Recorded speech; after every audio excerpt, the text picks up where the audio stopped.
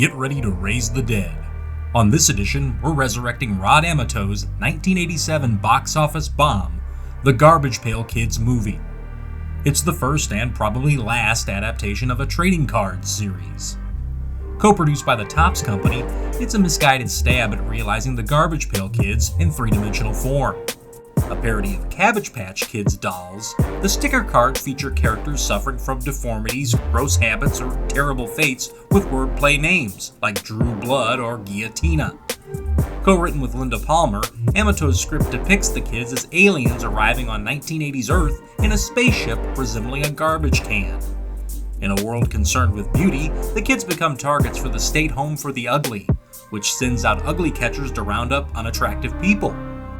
After a few of them are snatched up, they come under the protection of Captain Manzini, a retired magician turned antique dealer who conceals them in their can amongst the curios of his shop.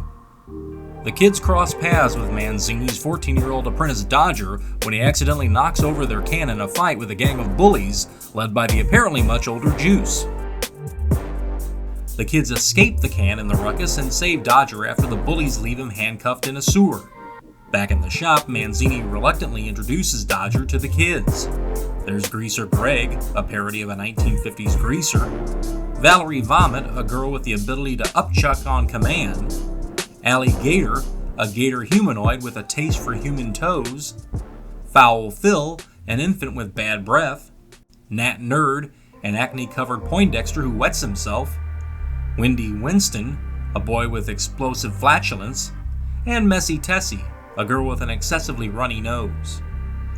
Dodger promises to keep them hidden until Manzini can conjure a spell to seal them back in their can, but Dodger complicates matters by falling for Juice's girlfriend Tangerine.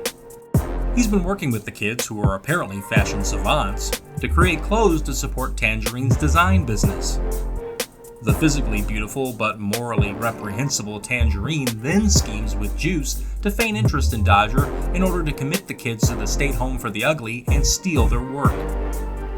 Manzini and Dodger then set out to rescue the kids and stop Tangerine's fashion show.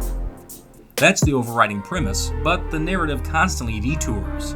The kids make side trips into society, disguised in berets, trench coats, and sunglasses, while Dodger seemingly realizes his dream of winning Tangerine, and Manzini tries to find the original kids taken by the State Home. As for the film's acting, it's mostly stilted. While veteran actor Anthony Newley does a decent job as Manzini, the same can't be said for Mackenzie Astin's Dodger and Katie Barberi's Tangerine. This is mostly the fault of subpar material. Astin's dad, the legendary John Astin, apparently tried to get his son out of the project after reading the script.